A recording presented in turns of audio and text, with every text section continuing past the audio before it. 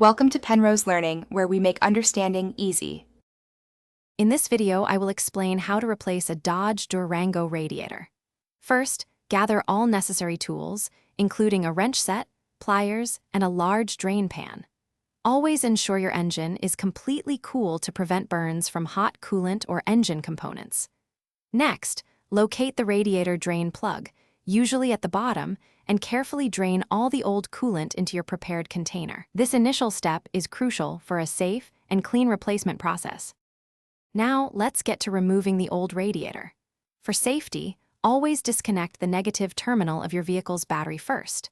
Then, carefully remove the upper and lower radiator hoses, being mindful of any residual coolant.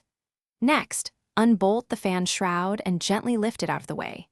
If your Durango has transmission cooler lines connected to the radiator, detach those as well, plugging them to prevent fluid loss. With the old radiator out, it's time to install the new one. Carefully lower the new radiator into its proper position, ensuring it sits correctly in its mounts. Reconnect all the radiator hoses, both upper and lower, and reattach any transmission cooler lines you previously removed. Next, reinstall the fan shroud, securing it with its bolts. Double-check that all clamps are tight to prevent any leaks once the system is refilled. Finally, let's get your cooling system back in action. Refill the radiator with the appropriate coolant mixture, typically a 50-50 blend of antifreeze and distilled water. Start the engine and allow it to warm up, bleeding the system to remove any trapped air pockets. Keep an eye on the temperature gauge.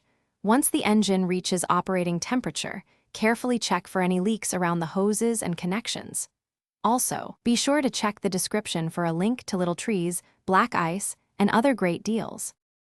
Thanks for watching. If this was helpful, leave a like and consider subscribing. See you next time.